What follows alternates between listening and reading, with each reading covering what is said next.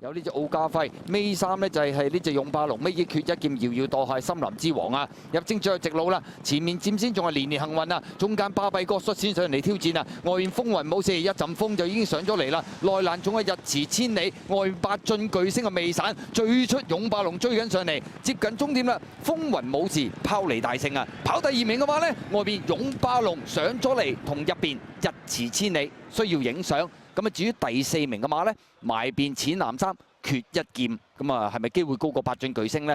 結果今場賽事呢隻風雲武士改少少配備，結果掟甩贏啊！第2呢，外邊勇霸龍追咗上嚟，追好多啊！入邊係日馳千里，咁啊第4名嘅馬埋邊缺一劍，出邊八進巨星。潘頓終於都贏翻場啊！風雲武士笠個眼罩，輕鬆取勝啊！